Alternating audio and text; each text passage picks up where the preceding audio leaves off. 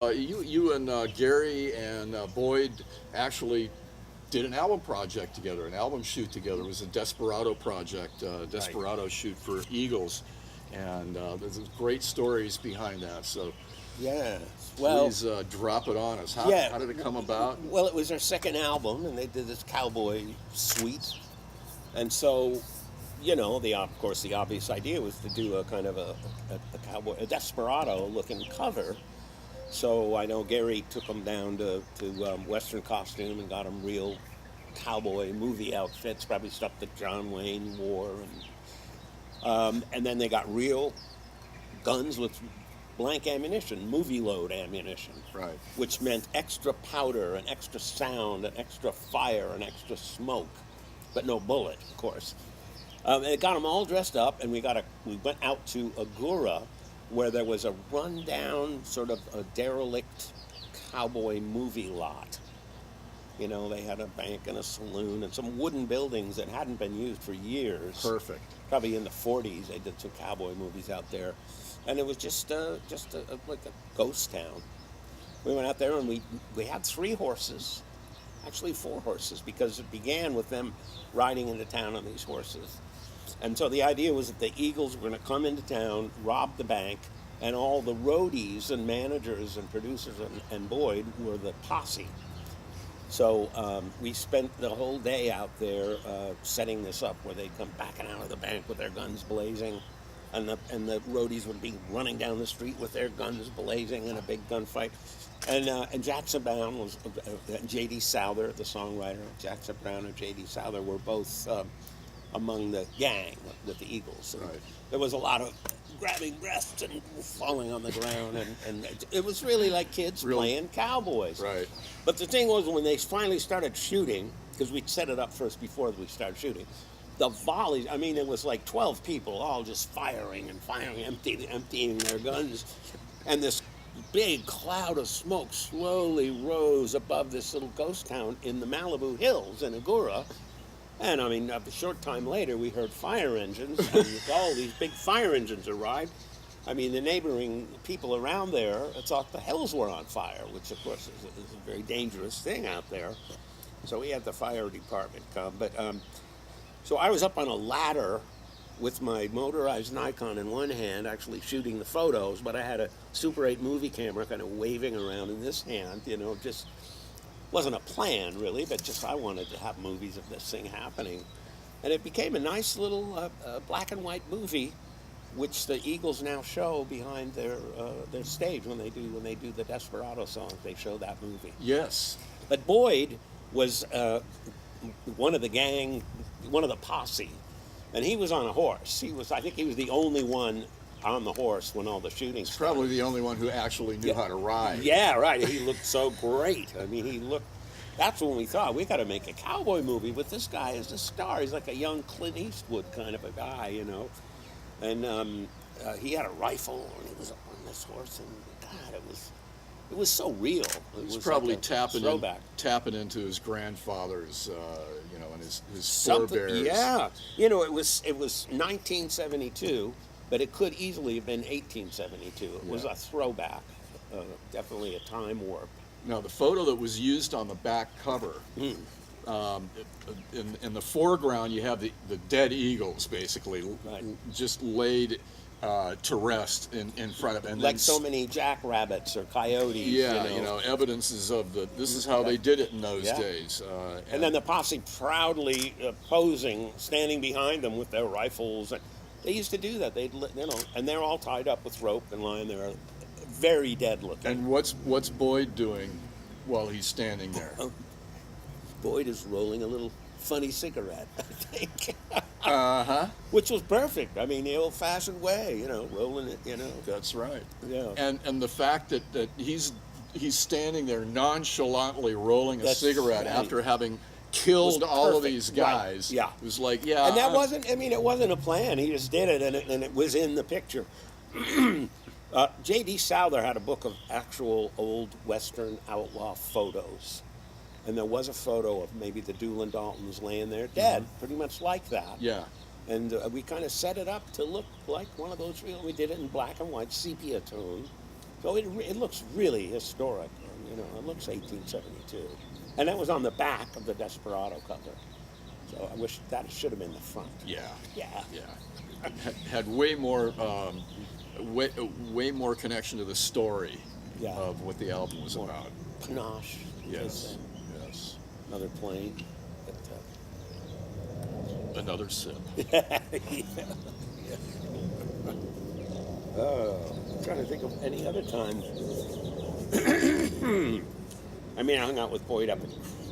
Well, somehow we haven't told the Prada story. Oh yeah. Yeah, so we've still got the Prada story. Okay. And that's more recent. So, you know, it's kind of cool we're talking about stuff back in the back in the day, 40, Right. 50 years, 45 years ago, but Right. Well, there's more current stuff going on. so I could say that last year, Fender Guitars hired me to go around the country and photograph master guitar builders. There were a couple up in Oregon, there were some around Southern California, and there was one down in Texas at a little town, I don't remember the name, but flew to El Paso, got in a rent-a-car, and as we're driving to this guy's ranch where he makes Fender guitars, I see, we're driving through Marfa. I remember Boyd talking about Marfa all the time. And we drive a little more, and I say, oh my God, this is Valentine, Texas. Boyd lives here. I mean, I'd never been there in my life, but I've I called. recognize that wide spot in the road. Yeah. And so I had to go on and do my job, and the next day, driving back, I stopped and talked to Boyd. Wait, I got to the house. So I got to the ranch where this master guitar builder lives, and I mentioned, yeah, my friend Boyd, I think, lives up the road. And he said, oh, yeah, I know Boyd, yeah. Everybody knows Boyd.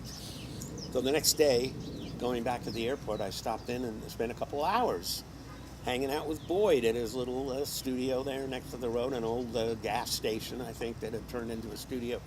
And just down the road was the Prada store, like kind of a fake storefront that Prada had put up as a kind of a PR gimmick. Well, it's PR art exhibit Yes. / gimmick. It's not a real store, but it's two big windows with all these shoes in the windows. And it looks like a real place right out in the middle of nowhere. This kind of, this kind of high society fashion store. And Boyd is the caretaker of it. Yes, he's the official caretaker So for he's that, got the for keys. that art installation. Exactly. And he's also responsible when vandals try to mess it up, or if the closed circuit cameras go down, or he's got to make sure everything's up and running. Exactly. So Yeah. So he had the keys and he opened up the doors. I got to go inside. I mean, there's not much in there. It's just a little window front, But I got to go in there and shoot out through the window, And so we had, and while we were there, of course, all kind of tourists stopped, and came in to have a look, and they all wanted to go in too. They were, no, you can't go in. well, that's the beauty of it is that there's this high fashion art installation literally in the middle of nowhere. Right, little tiny For 100 miles either way, it's just West Texas desert. mesquite, and mountains in the distance. It's kind of like the desert, sort of. Yeah. So that was great to see him in his old stomping grounds. Yeah. So right now he's just getting back from Hawaii, and just recently one of the skull art pieces that he'd worked on was purchased by an actor named Jensen Ackles. He's the star of Supernatural. Oh, no. It's a series that's been on the CW network for 13 years and has an international following. And the guy's from Texas, and he was living in LA for years and decades, but finally decided to move back to Texas. Bought a house in Austin, nice place, gutted it, and had an interior designer work with him on redecorating it kind of Texas style. Neat. And the subtext is Laurel Canyon, so it's kind of a hippie Texas Austin. Wow. So the consultant that this actor was working with said, "Hey, there's a Boyd Elder piece on the market. And Jensen knew who Elder was by name because he's familiar with the Eagles covers. So he went to see the piece Y6 Sunrise and purchased it. Yeah. And he and his wife installed it in their new house in Austin over a huge fireplace, a mantle over a huge stone fireplace. Yeah. It's just, it's the centerpiece of the room. It's just beautiful. And he is Jensen is so into the lore and the history of the piece and Boyd's background. It's really neat. Because this Texas Monthly story just came out in the February 2018 issue, and the headline is "This is the most famous artist you never heard of." Oh, really? Oh. And that's kind of, to those of us who know him, that's kind of wait a minute. Yeah. But it's true. Sounds like this actor needs a great big blow up of that Desperado posse shot. Right? Could be. He would probably like that quite a bit. But I think that it's kind of Boyd's time at this point. There are a lot of things that are finally converging, and so we'll see what develops in the next couple of years. Very talented artist. Yep. I'd love to see him, jump into it and do a bunch more stuff. Well, Henry, thanks for your time. It's great to talk with you, Steven, as always. As always. And, yes, sir. And we'll wish Boyd a happy trails. Yeah. Or Trappy Hales. Trappy Hales, to as you, the Boyd. case may be. Yeah. Up yours. Your mama. All right. Adios, aloha. Perfect. There you go. Nice one.